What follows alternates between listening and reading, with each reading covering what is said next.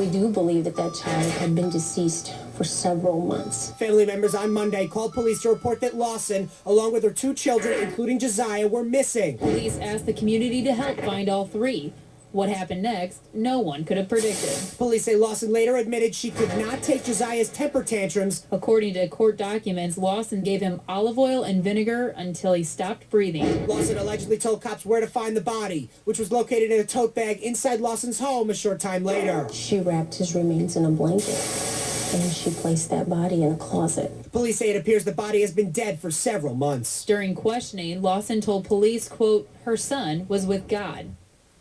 I'm Jean Casares of In Session on the True TV network. In for Nancy Grace tonight.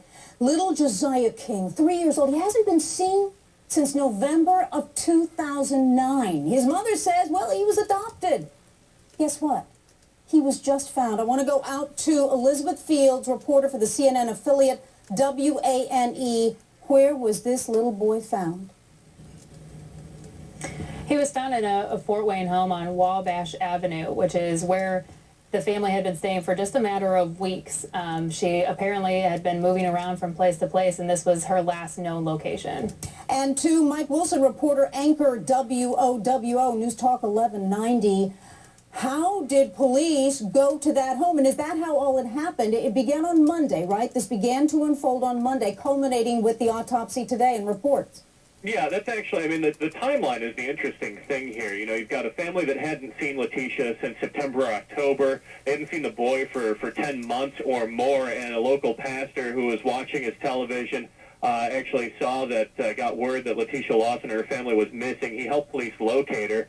And while that's happening, you've got authorities talking to a woman who's described as the roommate, telling police that Letitia Lawson had the body of her toddler stashed in a home. Then you've got police finding, the next day you've got police finding Lawson and the daughter safely in the home on Wabash, but immediately suspected foul play, not knowing what happened to the 3-year-old boy. So a member of a Fort Wayne, Indiana congregation went to their pastor saying, there is a young woman with a daughter, and she needs a home. We need to help her. The congregation decided, we'll put her in a home that is being built to be a halfway house. Well, that pastor saw on the news just a couple days ago that this mother was missing, and that's how this all began to unfold. I want to go out to Kerry Saindon, family law attorney. Is this a case of insanity because you work with children all the time, or is this a case of someone just not wanting to be bothered, so figured out a plan to kill the child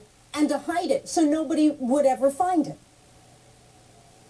I don't think it's a case of insanity at all. I absolutely think it was premeditated. I don't doubt that she probably poured olive oil and vinegar in this child's mouth, and she probably crushed his throat when she was trying to make him swallow it. She knew what she was doing. She admitted she couldn't stand his tantrums. She moved the body around, so she was trying to hide the crime. So this isn't something that just struck her at the moment and she lost her mind. And I don't agree with defense counsel that she's going to be diagnosed as schizophrenic. And I don't believe insanity is going to hold up. She knew what she was doing. She tried to hide it. She planned ahead. And she admitted in her interview with police that she couldn't stand this child and she didn't want to deal with him. And guess what? Indiana has the death penalty. Now, right now, everybody, she's being held on a type of abuse charge, abuse of a child causing death. It is first-degree felony. It is 50 years. But once they formally identify this little body that they are saying is 3-year-old Jezaih King, that is when it is believed those charges will be upgraded. To Barbara in New York. Hi, Barbara.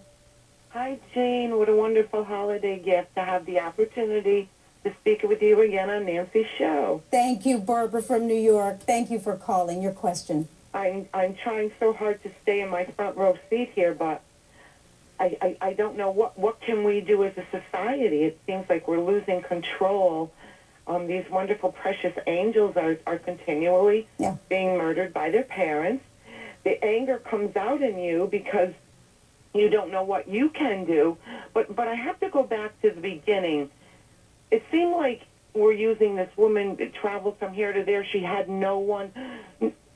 There had to be someone. Yeah. Someone had to miss this little child. Wonder what was happening.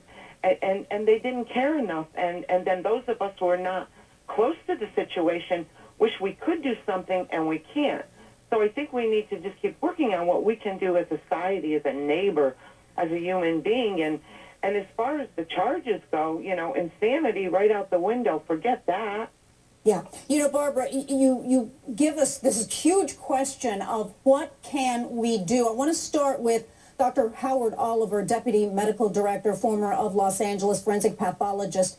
When this child was in the midst of being killed, and the mother is admitting that, if EMS had been called, because she also admitted she never called paramedics, could that little boy's life have been saved?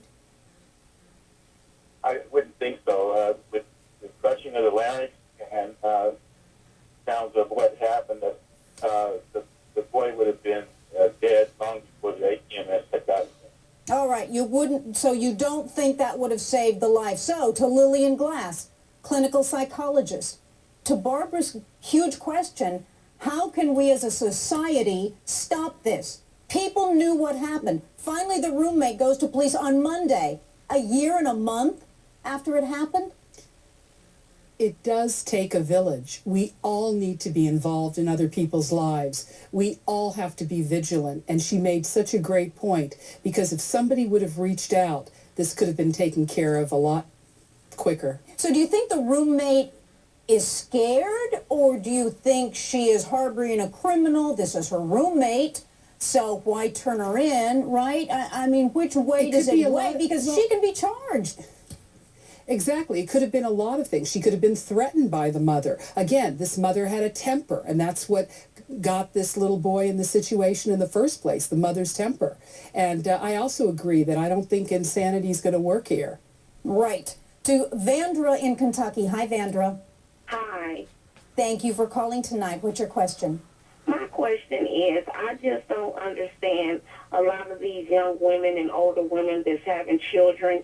You know, if you can't handle the tantrums, there's so many places out here that you can take the children, like to the hospitals and to the police stations, you know, where they can get the love and the care, and someone can adopt them that need kids and want kids.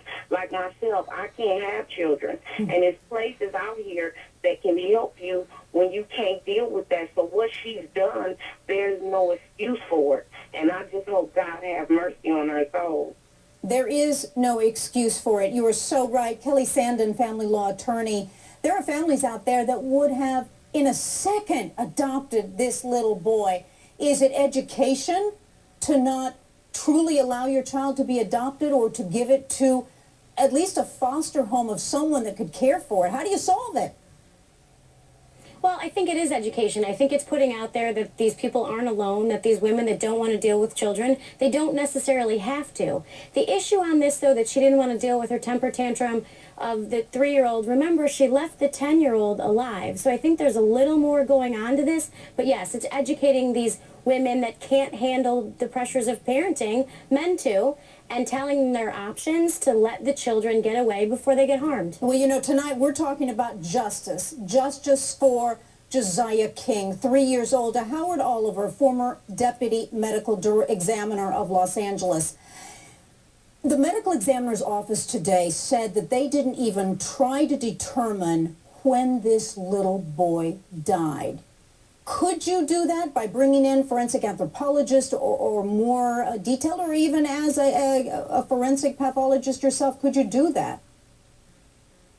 No, not at this point. From the sounds of things, this baby was fairly mummified at this time, and the tissues were all dried out. You can determine cause of death fairly reasonable, in a fairly reasonable manner if it's fresh, if it's been a number of hours or a few days. But it sounds like the baby's been dead for about 10 months, so you can't determine with any certainty the time of death.